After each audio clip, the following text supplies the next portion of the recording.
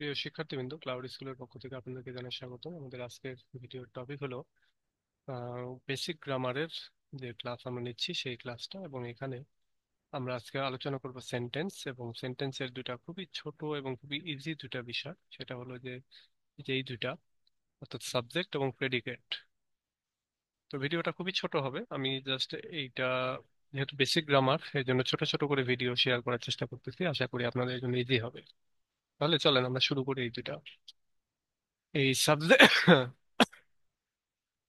Sorry এই একটা সেন্টেন্সের ভেতরে আমাদের সাধারণত দুইটা অংশ থাকে। একটা সেন্টেন্সের আমাদের দুইটা অংশ থাকে। আমরা তার একটা অংশ হচ্ছে সাবজেক্ট, আর একটা অংশকে বলা হয় প্রেডিকেট। আমরা যদি একটা সেন্টেন্স লিখি, যেমন রহিম ইজ গোয়িং টু কলেজ, এইখানে এই জাতীয় সেন্টেন্স সাধারণত বেসিক্যালি এই যে এই জায়গাটা রহিম, কে যাচ্ছে? রহিম যাচ্ছে, তো রহিম হচ্ছে সাবজেক্ট। আর কোথায় যাচ্ছে? ইজ গোয়িং টু কলেজ, এই অংশটা হচ্ছে প্রেডিকেট। কোথায় যাচ্ছে? কলেজে যাচ্ছে, এটুকু হচ্ছে প্রেডিকেট। অর্থাৎ ভার্বের আগ পর্যন্ত যেটুকু থাকবে, সব ক্ষেত্রে যে তাই না তা সেটা না আর কি, ছোট ছোট সেন্টেন্সের ক্ষেত্রে। আর এটা প্র্যাকটিস করতে করতে যখন আপনাদের একটু ইয়ে হয়ে যাবে, ম্যাচুরিটি চলে আসবে, তখন দেখবেন যে আপনারা বুঝতে পারবেন। তাহলে আমরা এখানে বেশ কয়েকটা সেন্টেন্সের উদাহরণ দেবো সাবজেক্ট এবং প্রেডিকেটের। এটা হচ্ছে বাংলা ব্যাকরণে আপনি যদি যান তাহলে এখানে বলবে উদ্দেশ্য। সাবজেক্টের অর্থ অর্থ হচ্ছে উদ্দেশ্য, এবং এই অংশটুকুকে বলা হয় বিধেয়, যেটা হচ্ছে প্রেডিকেট। তাহলে আমরা সেন্টেন্সকে শুরুতেই একটা সিঙ্গেল সেন্টেন্সকে আমরা দুই ভাগে ভাগ করতে পারি। একটা হচ্ছে সাবজেক্ট, আর একটা হচ্ছে প্রেডিকেট। সাবজেক্টের এই অংশটা এবং এই অংশটা প্রেডিকেট। আমরা এখানে আরো বেশ কয়েকটা সেন্টেন্সের উদাহরণ দিই। যেমন মাই ফাদার ইজ ড্রাইভিং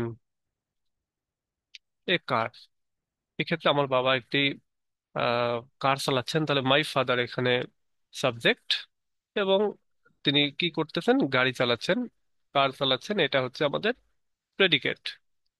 এরপরে আমরা যদি সেন্টেন্সটাকে আরেকটু বড় করি, যে the quality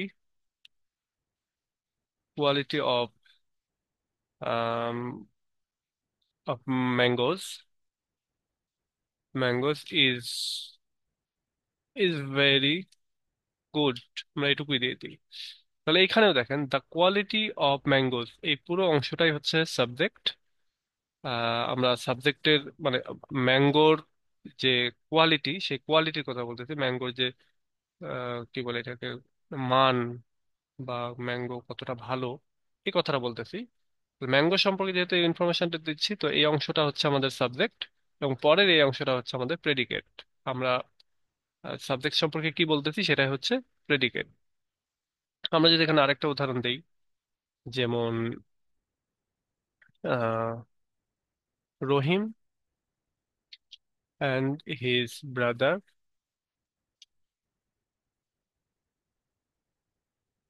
went to Dhaka last month, গত মাসে রহিম এবং তার ভাই ঢাকা গিয়েছিল। তাহলে এখানে রহিম এবং তার ভাই এটা হচ্ছে সাবজেক্ট, এই অংশটুকু। এবং এই যে ভার্ব ওয়েন্ট, এই ওয়েন্ট এর পর থেকে মানে এইটুকু হচ্ছে প্রেডিকেট। তো একটা জিনিস এখন আমি একটু সংজ্ঞার মতো করে বলি, সেটা হচ্ছে সাবজেক্ট কোনটা আর প্রেডিকেট কোনটা আমরা চিনব কিভাবে। বাক্যের ভেতরে বা সেন্টেন্সের ভেতরে যাকে উদ্দেশ্য করে বা যেই বিষয় সম্পর্কে কথা বলা হচ্ছে সেটা হচ্ছে সাবজেক্ট। আর ওই সেম বাক্যে সাবজেক্ট সম্পর্কে যা বলা হচ্ছে তাই হচ্ছে প্রেডিকেট।